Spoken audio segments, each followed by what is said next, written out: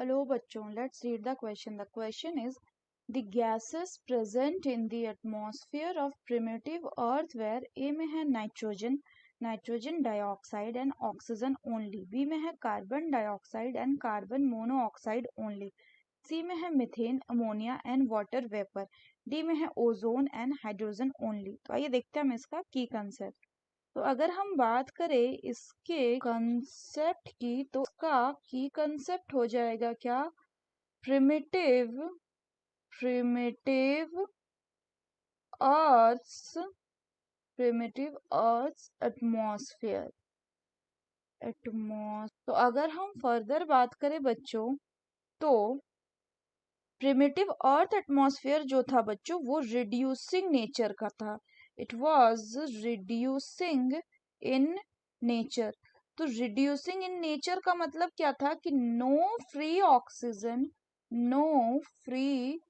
Oxygen was present. कोई free oxygen present नहीं था उस टाइम पे। और इसके अलावा उस टाइम पे जो गैसेस प्रेजेंट थे बच्चों, वो थे आपके methane ammonia CO2 carbon dioxide, hydrogen and water vapour ये जो गैसेस थे ये रिएक्ट किए किसके साथ बच्चों?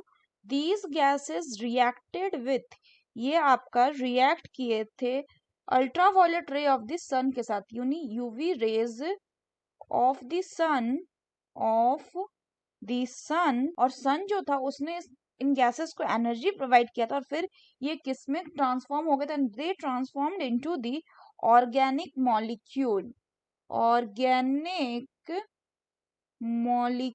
फाइनली ये gas along with the reducing atmosphere and high temperature conditions, various process के थ्रू ये क्या किए थे? They lead to the formation of the organic molecule, और फिर आगे यही ऑर्गेनिक मॉलिक्यूल चल के क्या बनाया बच्चों? फर्स्ट लाइफ फॉर्म बनाया इन ओशन। सो क्वेश्चन में बोल रहा है कि gases present in the atmosphere of primitive earth were, the correct option will be option C, that is methane ammonia and water vapour, क्योंकि यही सही मैच है।